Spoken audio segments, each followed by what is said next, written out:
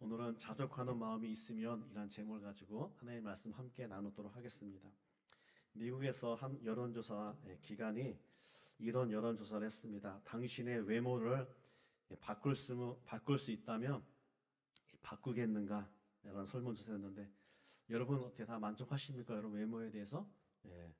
그런데 그에 대해서 남자분들이 응답이 94%가 바꾸겠다 얘기했습니다. 여자분들은 몇 퍼센트냐면 99%가 바꿀 수 있으면 바꾸겠다. 나머지 한 사람은 아마 잘못 이해해서 잘못 체크한 것 같아요. 거의 다 사람들은 자기의 외모가 마음에 들지 않죠. 거울을 자세하게 마음에 드는 그런 부분을 찾아야 되는데 우리는 마음에 드는 부분보다 마음에 들지 않는 부분들이 먼저 보이죠. 그래서 이 부분 바꿨으면 좋겠다. 눈을 살짝 뒤집었으면 좋겠다. 좀 쬐으면 좋겠다. 뭐 여러 가지 많은 사람들이 뭐 쬐다고 해서 눈이 뭐 더 이뻐지겠습니까? 그러나 자신의 만족을 위해서 사람들은 외모를 가꾸기를 원하는데 우리가 외모에 대해서 마음이 들지 않는다는 것은 만족되지 않는다는 것은 우리의 삶에 대해서 만족하지 않는다라는 것이죠. 한국통계청에서 국민의 삶의 질에 대한 2023년도 보고서가 있었는데요. 2022년도에 우리나라 삶의 만족도가 OECD 국가가 38개 나라가 있거든요. 그런데 그 나라 중에서 우리 한국이 자랑스럽게도 35위를 했어요. 뒤에서 한 3등 한 거죠. 그러니까 만족도가 없는 겁니다.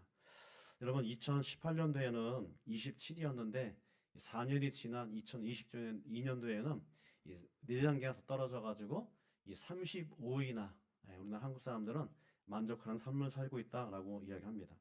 그래서 제가 한번 찾아봤어요. 2018년도에 GNP와 2022년도에 GNP가 어떻게 되는가? 2018년도에 GNP가 32,046달러고요.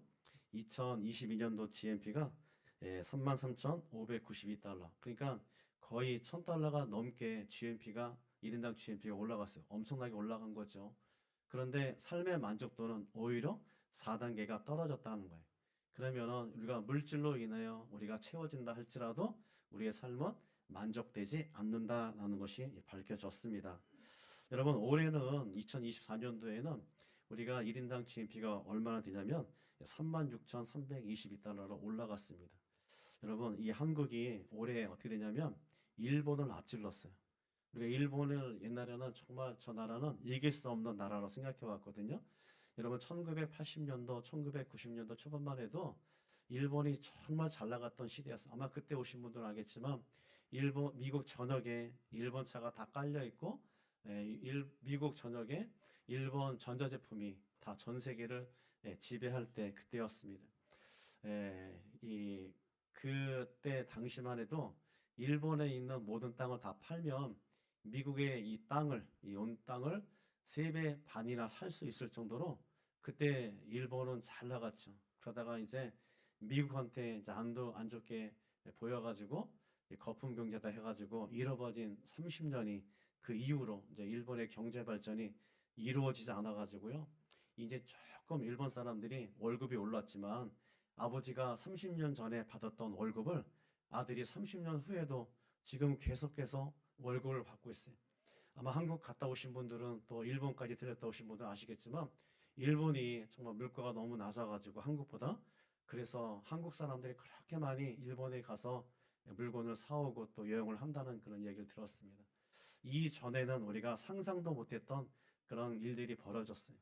여러분 1980년도만 해도 제가 이제 고등학교 때였는데 그때만 해도 일본 제품 카세트 테이프 하나 갖기를 원해가지고 아이유와 뭐 파나소닉, 소니 여러 가지 정말 이름도 다양한 많은 일본 제품들이 있었거든요. 그래서 그 카세트 테이프에다가 그 음악을 꼽아놓고 또 틀고 또 귀에 꽂고 그거 하나 갖기를 원했는데 그것도 사실 그 당시에 싸지 않았어요. 근데 한국은 그것도 만들지 못하던 그런 시절이 있었거든요. 그런데 한국이 갑자기 이제 일본을 추월하고 그리고 삼성 하나가 일본 10개 그런 전자제품 회사보다도 더 많은 수익을 내는 그런 시대가 바뀌었습니다. 하나님께서 얼마나 한국을 축복해 주셨는지 하나님께서는 이 한국을 잘 사는 나라로 만들어 주셨지만 그런데 물질이 우리를 만족하게 하지 않더라라는 거예요. OECD 국가 중에서 여러분 아까도 얘기한 대로 38개가 나라가 있는데 그 중에서 자살률이 한국이 1위입니다. 1위. 그래서 10,000명이 1년에 넘는 사람들이 자살을 하는 거예요. 왜 자살을 하죠? 만족하지 못하니까 외모에 대해서 자기 환경에 대해서 또 삶에 대해서 만족감이 없으니까 이렇게 살아서 뭐하나 하면서 사람들이 자살하는 거예요.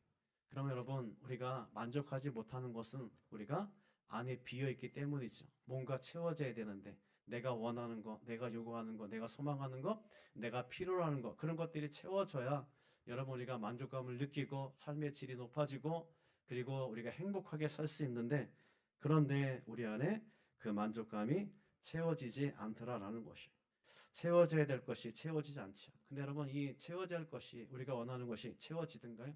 그렇지 않습니다. 어떤 사람이 원룸에 살고 있었는데 그런데 조금 좁아서 방 2개짜리로 이사 갔어요. 방 2개짜리 이사 갔는데 이제 결혼을 하게 되니까 또 방이 부족하죠. 그래서 3개짜리 이사 갔습니다. 그러고 난 다음에 자녀를 낳았어요. 자녀를 낳으니까 조금 더 좋은 동네로 좀 더 넓은 집으로 이사를 갔습니다. 이사를 가서 행복하지 않았는데 집이 너무 크니까 그러니까 또 청소하기 힘들어가지고 그것 때문에 또 불평이 되는 거예요. 집이 이렇게 커가지고 여러분 집이 크면 청소하기 불편하잖아요. 좁을 때는 좁은 대로 만족스럽지 않고 또 넓으면 넓은 대로 우리 인생은 만족스럽지 않게 살더라라는 것입니다. 여러분 만족한 삶을 살고 있습니까? 예. 우리가 아멘 하더라도 사실 우리가 불만족스러운 것이 너무 많죠. 왜냐하면 우리는 죽을 때까지 만족한 삶을 살지 못하는 인생을 살게 돼요. 왜냐하면 우리의 마음이 수시로 바뀌기 때문이에요. 오늘은 파란색 옷을 좋아했다가 내일은 노란색 옷을 좋아하고 그 다음 날은 또 검정색 옷을 좋아하고 우리가 채워야 될 그 어떤 삶의 그런 필요들이 채워져야 되는데 채워지지 않을 때 여러분 그것이 쉽지 않잖아요. 우리가 이 뭐 외모를 보나 삶을 보나 우리는 늘 채우지 않는 그런 부분들이 많이 있는데요. 이 물질의 욕망은 끝이 없습니다. 채워도 여러분 끝이 없죠. 어떤 기준이 있으면 괜찮은데 어떤 사람에게는 10,000불만 있어도 여러분 정말 물질이 있으면 좋겠다는 사람이 있는 반면에 어떤 분은 1,000,000불이 있었으면 좋겠다라는 사람이 있죠. 기준점이 다 다르기 때문에 우리가 그것이 채워진다 할지라도 또 더 많은 것을 요구하기 때문에 우리의 삶은 만족스러운 삶을 살지 못하더라라는 것이죠. 나이가 들수록 여러분 몸이 아프잖아요. 그리고 불안하기도 하고 두렵기도 하고 그래서 건강 때문에 우리 인생은 또한 우리는 만족스러운 삶을 살지 못합니다. 성경에 보게 되면 가장 만족스러운 사람, 이 사람처럼 살면 가장 만족스러운 삶을 살 수 있겠다 한 사람이 누구냐면 바로 솔로몬이었어요. 여러분 솔로몬은 아버지를 잘 둬가지고 아버지가 어마무시하게 부자였거든요. 사실은 솔로몬보다 다윗이 더 부자였어요. 다윗이 전쟁터에 나가서 수많은 그런 전리품들을 모아왔기 때문에 그걸 가지고 솔로몬이 성전을 짓고 왕궁을 짓고 그리고 수많은 건물들을 그가 지었습니다. 그러니까 아버지를 잘 만나서 아주 어마무시하게 많은 유산을 물려받은 사람이 바로 솔로몬이었어요.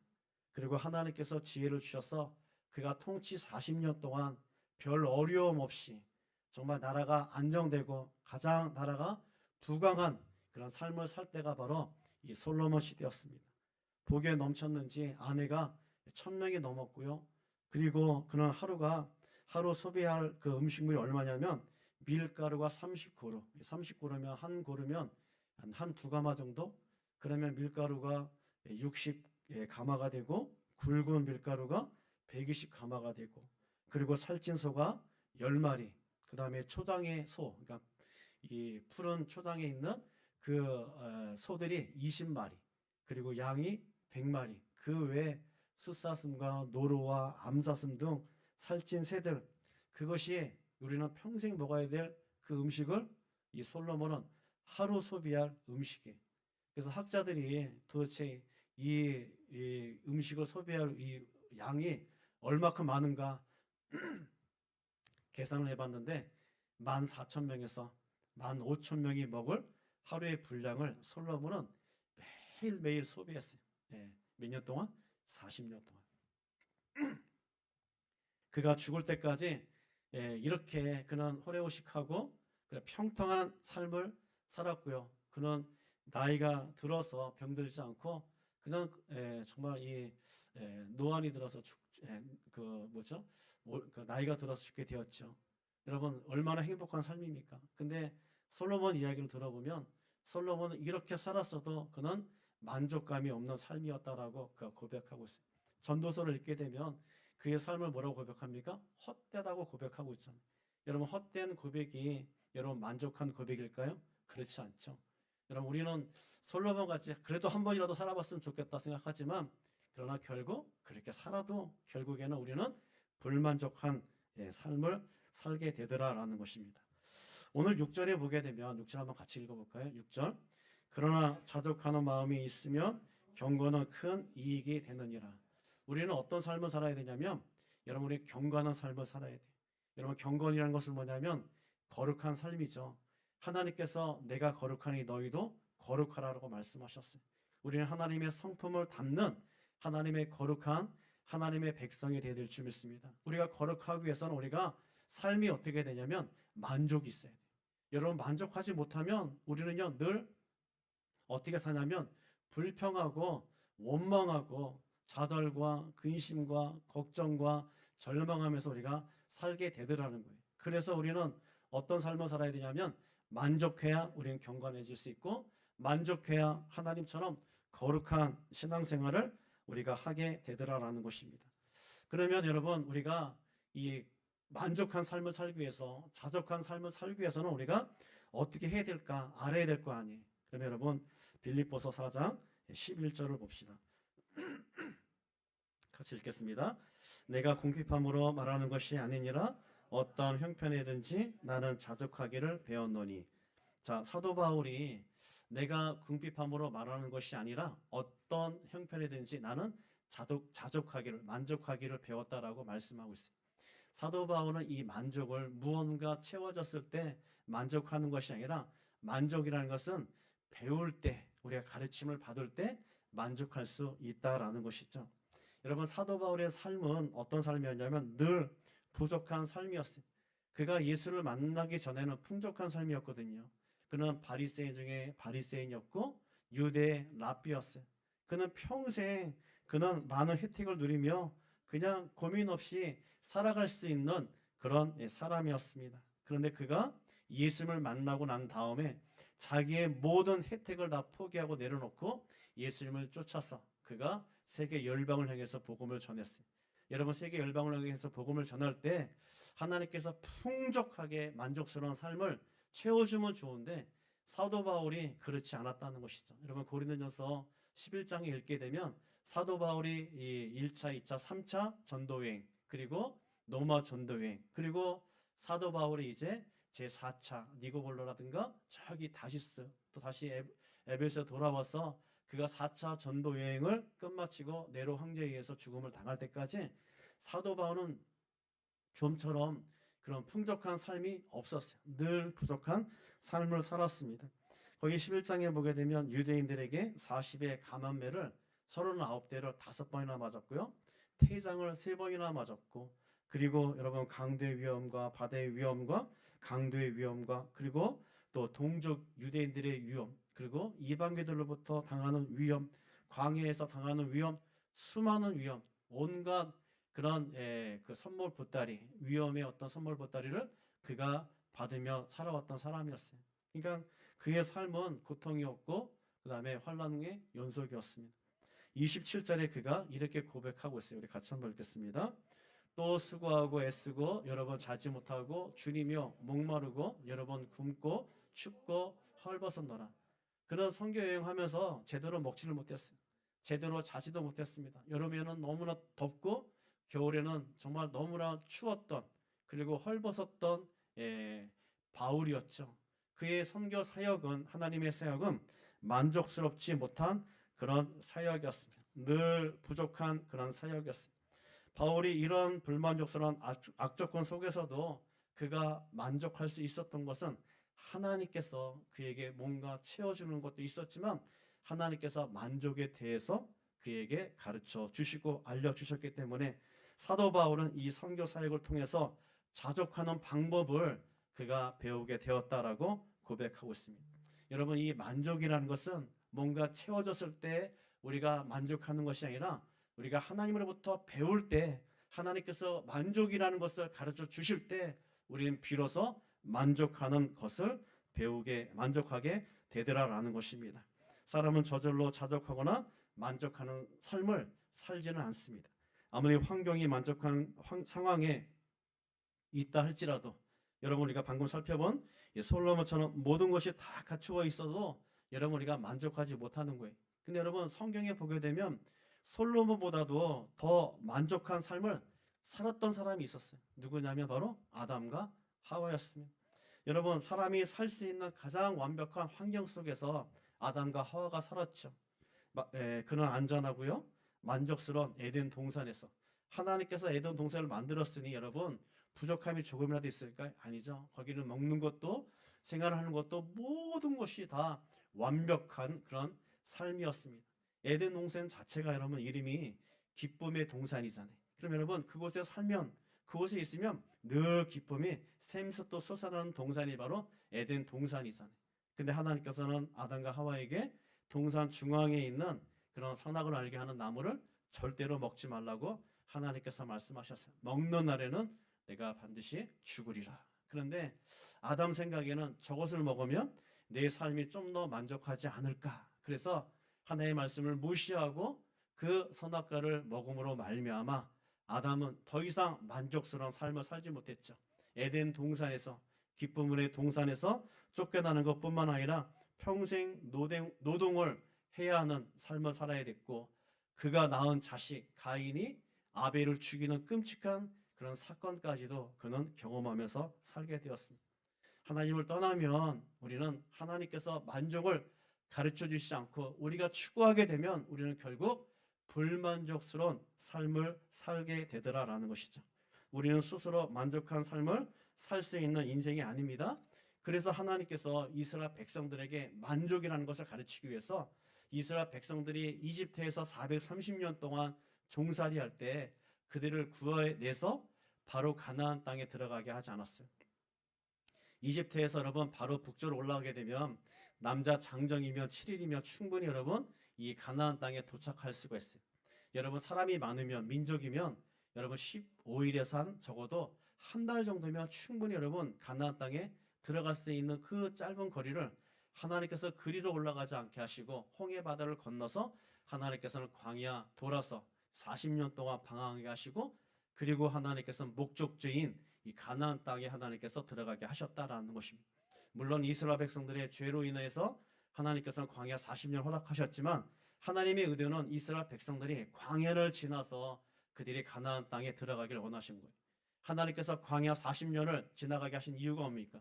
광야 땅은 부족한 땅이죠. 먹을 것과 마실 것이 없는, 늘 부족한 것이, 뭔가 필요가 채워져야 될 그 땅인데 하나님께서 이 40년 동안 이스라엘 백성들에게 뭘 가르쳐 주셨냐면 만족이라는 걸 가르쳐 주셨어요. 하나님께서 함께 하실 때, 하나님께서 이스라엘 백성과 함께 할 때 이스라엘 백성들은 비로소 만족한 삶을 살 수 있다라는 것을 하나님께서 그들에게 그 한 가지 가르쳐 주시려고 40년을 하나님께서 방황하게 하신 줄 믿습니다. 자, 다시 우리가 하나님께서 왜 이스라엘 백성들에게 만족을 가르쳐 준다고요? 경건하게 살기 위해서. 여러분, 우리가 만족하지 못하면 경건하게 살 수 없잖아요. 만족해야 우리가 경건하게 살고 만족해야 우리가 거룩한 삶을 살 수 있는데, 하나님께서는 그 광야 40년 동안 만족이 무엇인지를 그들에게 가르쳐 주심으로 말미암아 그들이 경건을 향해 달려가게 하셨고 거룩한 삶을 하나님께서는 살게 하셨다라는 것입니다. 만족이라는 것은 배움을 통해서 알게 되는 것이지 뭔가 채워졌을 때 우리가 그 만족을 하게 되는 것이 아니다라는 것이죠. 그래서 만족은 내 스스로 무언가 내가 원하는 것을 채우는 것이 아니라 하나님이 나를 채워줄 때, 하나님으로 나를 채울 때 우리는 비로소 만족하게 되는 줄 믿습니다. 우리 시편 23편 우리 1절 한번 봅시다.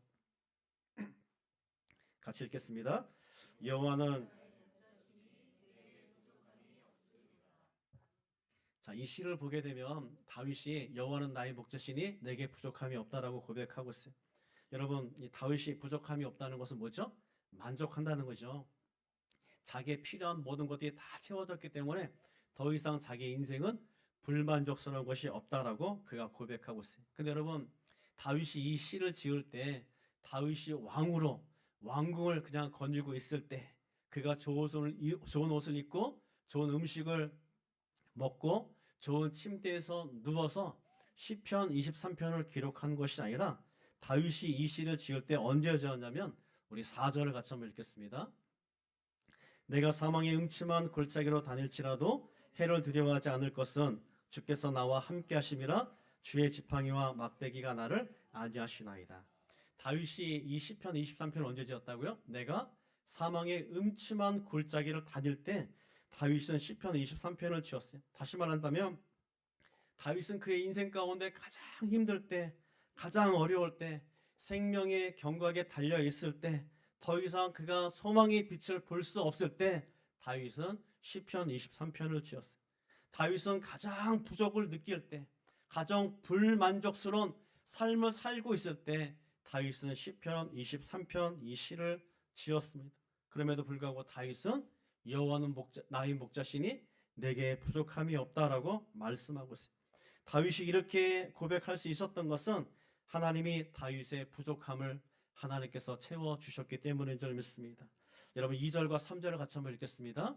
그가 나를 푸른 풀밭에 누이시며 쉴 만한 물가로 인도하시는도다. 내 영혼을 소생시키시고 자기 이름을 위하여 의의 길로 인도하시는도다. 여러분 광야에 이 다윗이 여러분 이 10여 년 동안 사울로부터 도망다닐 때 그가 어디로 도망다녔냐면 광야로 도망다녔어요. 왜냐하면 사람이 있는 곳에 다니게 되면 붙잡혀서 죽기 때문에 그런 사람들이 살지 않은 이 광야, 사람들이 살지 않는 이 광야는 먹을 것이 없고 입을 것이 없고 사람들이 살 수 없는 곳이다. 동물도 살 수 없기 때문에 동물도 그곳에 살지 않아요. 심지어는 식물도 여러분 그곳에서 살 수 없기 때문에 식물도 자라지 않는 곳이 바로 광야입니다. 그런데 여러분 이 다윗이 그 광야에서 하나님께서 푸른 풀밭이 되게 하셨고 쉴 만한 물가로 하나님께서 인도하신 줄 믿습니다. 아무리 여러분 광야라 할지라도 하나님께서 계시면 광야는 푸른 풀밭이 되고 여러분 사막은 여러분 강이 되는 줄 믿습니다. 여러분 우리가 이사야서 43장 19편 한번 같이 읽겠습니다. 이사야서 보라 내가 새 일을 행하리니 이제 나타낼 것이라 너희가 그것을 알지 못하겠느냐 반드시 내가 광야의 길을 사막의 강을 내리니. 우리 하나님께서는 광야에서 길을 내시고 푸른 풀밭이 되게 하시고 사막에서 강을 내시고 하나님께서 우리에게 필요한 물을 공급하시는 이 하나님이신 줄 믿습니다. 여러분 하나님께서 우리의 필요한 것을 채워줘야 우리가 어떻게 된다고요? 만족하게 되는 거예요. 내가 원하는 거, 내가 추구하는 거 물론 여러분 우리가 그것이 필요하죠. 절대적으로 지금 필요한 그런 상황 가운데 있다 할지라도 그것을 채운들 우리의 삶은 솔로몬처럼 아담과 하와처럼 만족스러운 삶을 살 수 없지만 다윗과 같이 가장 불만족스러운 그런 가장 어떤 필요한 그런 환경 가운데 하나님을 의지하고 하나님을 바라볼 때 하나님께서 우리의 필요한 것을 채워주시면 우리는 비로소 부족함이 없는 만족스러운 삶을 살게 하실 줄 믿습니다. 광야 같은 인생길에서 사막과 같은 인생길에서 하나님께서는 길을 내시고 하나님께서는 물을 내시는 하나님이신 줄 믿습니다. 여러분 요한복음 2장에 보게 되면 가나 혼인잔치가 있잖아요. 가나 혼인잔치가 열렸는데 그것에 예수님께서 참석을 하셨습니다. 그런데 그 잔치에서 가장 중요한 게 뭐죠? 포도주잖아요. 근데 포도주가 떨어졌어요. 포도주가 떨어지게 되면 여러분 그 주인과 연회장은 수치를 당하게 돼요. 아니 준비도 제대로 안 하고 뭐 하는 거야? 사람들로부터 손가락질 당할 수도 있죠. 그리고 여러분 기쁨이 깨지고 흥이 사라지는 거예요. 여러분 그래서 포도주가 너무너무 중요한데 우리 예수님께서 그 여러분 부족한 그 가나 혼인잔치에 주님께서 물로 주님께서 포도주를 만드심으로 말미암아 그 잔치에 가장 중요한 포도주를 주님께서 채워주셨는 줄 믿습니다. 포도주가 채워지니 여러분 그 혼인잔치에 기쁨이 채워지고 여러분 만족감이 채워졌어요. 하나님이 함께 계실 때 여러분 우리가 불만족스러운 우리의 삶, 부족한 우리의 삶들이 하나님께서 놀라운 기적의 역사로 하나님께서 채워주실 줄 믿습니다. 그래서 우리가 이런 부족할 때마다 누구를 바라봐야 되냐면 주님을 바라봐야 돼요. 사람을 바라보고 통장을 바라보고 비즈니스를 바라보는 것이 아니라 주님을 바라볼 때 하나님께서 우리의 필요한 것을 우리보다 더 잘 아시기 때문에 하나님께서 우리의 필요한 것들을 채워주는 거예요. 여러분, 우리의 가정의 어떤 문제라든가 또 자녀들의 문제라든가 또 직장의 문제, 사업장의 문제, 사람과의 수많은 문제, 여러분 그런 모든 문제가 만났을 때 우리는 늘 부족하고 늘 불만족스러운 그런 삶을 살 때 우리가 하나님을 바라보고 하나님을 의지하게 되면 하나님께서 우리의 필요한 것들 하나하나 하나님께서 채워주실 줄 믿습니다.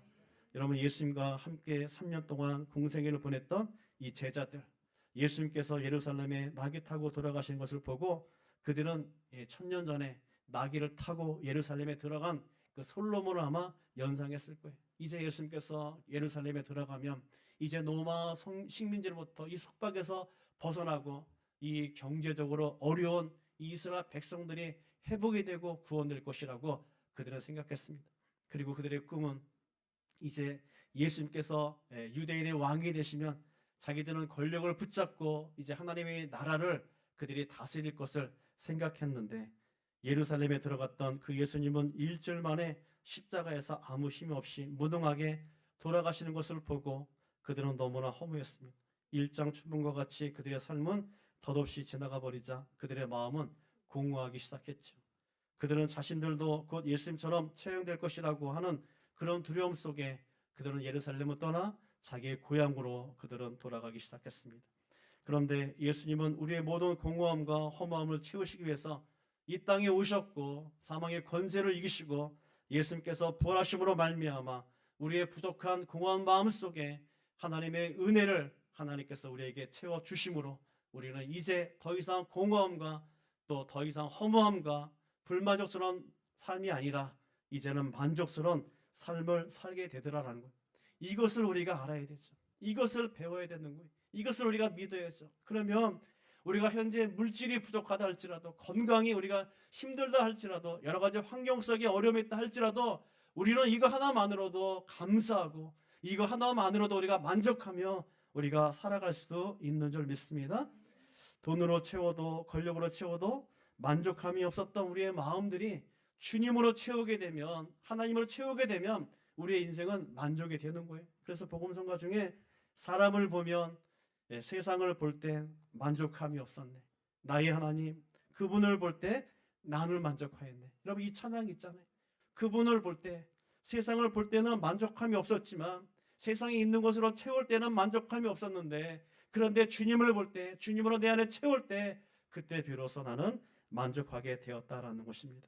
그렇습니다. 우리가 주님을 바라볼 때 우리는 만족하게 되는 줄 믿습니다. 우리 안에 주님을 채울 때 우리는 비로소 만족한 그런 삶을 살게 되는 거예요. 주님으로 채운다는 게 뭡니까? 여러분 어떻게 주님을 우리 안에 채울 수 있어요? 주님이 뭐죠? 주님의 말씀이잖아요. 이 성경이 바로 하나님의 말씀, 하나님의 말씀이 바로 예수 그리스도예요. 우리가 여러분 주님을 채운다는 것은 말씀으로 우리 안을 채워야죠. 우리 안에 말씀을 채우게 되면 주님이 채워지게 되는 것이고 주님이 채워지게 되면 진리의 영이신 성령이 우리 안에 충만하게 채워지는 거예요. 성령으로 채워지면 여러분 세상에서 술을 먹고 기뻐하는 것보다 더 큰 기쁨을 하나님께서 우리에게 부어 주실 줄 믿습니다. 그래서 우리는 성령을 사모하고 말씀을 사모하고 주님을 사모해서 우리의 공허한 마음 가운데 빈 마음 가운데 하나님 들어오시옵소서 내 마음을 채워주옵소서 간절히 기도하면 하나님께서는 불만족스러운 우리의 인생을 부족한 인생 가운데 하나님께서 채워주실 줄 믿습니다. 여러분 이것을 아시면 우리가 어떻게 해야 돼요? 말씀으로 채워야죠. 말씀을 읽으셔야죠. 여러분 하루에 한 장 여러분 성경 읽으면 몇 분 걸리냐면 3분 걸려요. 난 눈이 어두워 잘 못 읽겠어 하면 5분 정도 걸립니다. 적어도 3장 읽으면 10분에서 15분 걸려요. 어떤 거는 길기 때문에 조금 더 길 수 있고요. 시편 같은 건 짧기 때문에 2초도 안 돼서 다 읽는 글씨도 있어요. 그런데 여러분 우리가 평균적으로 하루에 3장만 읽으면 여러분 1년에 성경 한 권 우리가 읽을 수 있습니다. 여러분 우리가 기쁨으로 채우기를 원하고 만족으로 채우기를 원하면서도 우리가 성경을 채우지 않는다면 말씀을 읽지 않는다면 우리가 그 말씀을 믿는 겁니까? 아니죠. 나는 정말 하나님께서 우리에게 주시고자 하시는 그 기쁨, 그 만족 나는 필요 없어. 여러분 우리가 성경 말씀을 안 읽을 때 우리가 그런 아버지 우리가 생각을 하게 된다라는 것이죠. 그래서 우리가 성경을 읽고 여러분 우리가 성경 그 큐티 본문도 읽으면 여러분 한 1분이면 다 읽을 수 있어요. 그리고 그 말씀을 읽고 계속 묵상하는 거예요. 하루 종일. 그러다가 하나님의 은혜가 내게 들어오고 하나님의 은혜가 내게 채워지고 성령이 내게 들어오고 말씀이 들어오고 예수가 들어올 때 우리는 세상에서 정말 빌 게이츠가 사는 그 집에서 사는 것보다 더 큰 감동과 감사와 여러분 만족 속에 우리는 살아가게 되는 거예요. 백악관에서 사는 것보다도 하나님 집에서 사는 것이 우리가 더 큰 기쁨과 만족 속에 사는 것처럼 우리가 이 한 주간 여러분 말씀을 통해서 우리가 참된 만족을 얻고 승리하는 저와 여러분 되기를 주의 이름으로 축원합니다. 아멘.